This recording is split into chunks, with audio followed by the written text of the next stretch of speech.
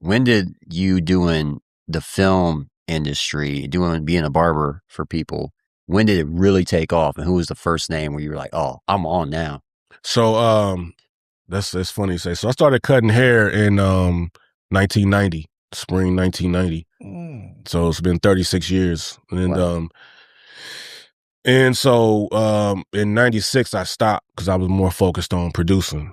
Stopped for 10 years from 96 to 2006. And then I was cutting maybe two friends of mine cutting their hair. And one of my homeboys was like, man, at that time I'm delivering pizzas, selling Dish Network, Direct TV, selling cell phones, Oh, doing all kind of that stuff, is right? amazing. And so my homeboy was like, man, why not, you been cutting hair all this time, why not go to barber school? And I was like, yeah, you know what, maybe you're right. So to this day, I still hit him up and thank him, because if he never would have brought that to my attention, I never would have thought about doing that, especially back in 2006. But anyway, in 2011, I started working in a barbershop in Sherman Oaks. And when I went in there, the thing about it was, before I even get to that, I was interning for this lady, because I knew like I needed to do something to get myself out there into the entertainment world of some sort, right? So if I'm interning with this lady, she had a blog company, and Okay. so I would go to her and be there for 5 days, for 7 days, and then on the other 7 days, I was working at Walgreens. Anyway, I did this for 6 months, and every time I went, I'm like, why am I doing this? Why am I doing this? But for some reason, something just kept saying, just keep doing it. Anyway, one day I was leaving. It was at night. I was leaving her place, and I busted a left onto Ventura Boulevard. And people that'll watch this out there in LA, they'll know what I'm talking. They'll be like, "Oh, no, he's talking about." Okay, yeah. Yeah. So I bust a left on Ventura Boulevard. I'm going down on Ventura Boulevard in Sherman Oaks, and I see a barbershop open, a black barbershop on my right hand side. The lights were on. I'm seeing barbers in there, and they're dressed up in dress shirts and ties, and I said, "What?" It was a black barbershop, and I'm like, "It's a black barbershop over here." And I'm like, I said, "Next time I come through here, if it's open, I'm gonna go in there." So a week goes by, I go to work at Walgreens, I come back, I'm interning with the lady. I leave that day, I bust that left again, I look over, the light is on. I said, okay. I pull over, go inside, ask for the owner. He's like, yeah, he's not here, but here goes his card. So he gave me a card. One of the barbers gave me a card. Talked to him. He said, yeah, well, when can you come in? I said, I can come in tomorrow. He said, all right, come in tomorrow. So I go in there tomorrow, the next day. And he was like, yeah, the first person that come in here, I'm gonna have you cut him, see what you do. As soon as I walk in there, I see Big Worm, Faison Love. Yeah. Oh, damn. on the couch. So I'm like, what the hell? So he's sitting on the couch. I introduced myself to him, said, what's up to the owner. And so anyway, the guy comes in, just a random walk in. I cut his hair. Then afterwards, the owner was like, all right, when can you start? I was like, whenever. He said, okay, you start tomorrow. So I called the lady that I was interning with. I said, yeah, I appreciate, you having me, with you for the past 6 months, but I just got a job at this barbershop. Yeah. So I can't come intern with you anymore. Question. Mhm. That lady wasn't Dr. Lee, was it? Vicky Lee, was it? No. Okay. Oh man, so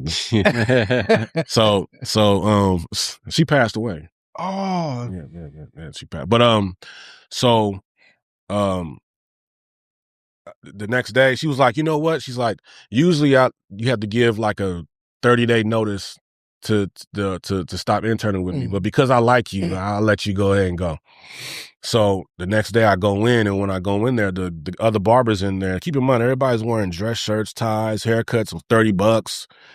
Okay. They're doing shaves, all of this stuff, right? Mhm. And the guys come up to me, they say, you're not starstruck, are you? I was like, no. I said, all right, just letting you know, because a lot of them come in here. Yeah. So I was like, man, I'm from St. Louis, man. I ain't starstruck off none of that, So anyway, so I'm up in there, and everybody was coming in there, man, from Antoine Fuqua, bunch of people. And it was like, I'm paying this booth rent, but it was like, I'm paying this booth. I'm working at Walgreens, and working there, and I'm leaving there. So I was like, I'm robbing Peter to pay Paul. Yeah.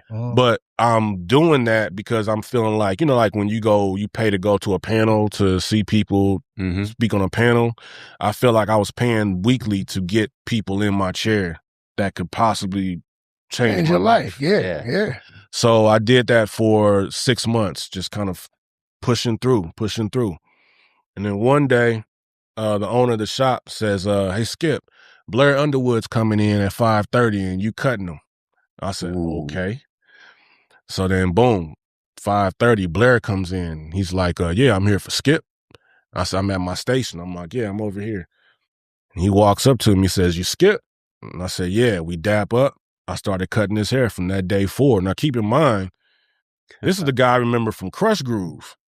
Yeah. I'm from the Playing eight-year-old Russell. eight-year-old kid that had my first hip-hop records that I bought. What my mom bought for me was the Fat Boys Are Back and the Crush Groove soundtrack on vinyl.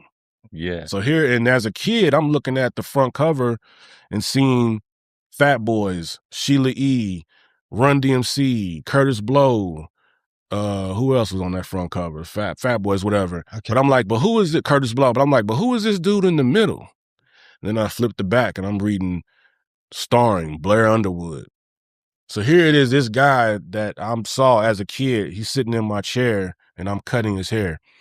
Fast forward, 2 years later, I'm still cutting his hair. He asked me, he says, I got a show that I'm gonna start filming called Ironside on NBC. Would you want to be my barber for it? I was like, yeah. So that show, it was him in a wheelchair. So I would go and cut his hair in his trailer, and then I would walk to set with him. So I'm walking on the stage on the Universal lot. So I'm in his trailer, and then I think it was Lou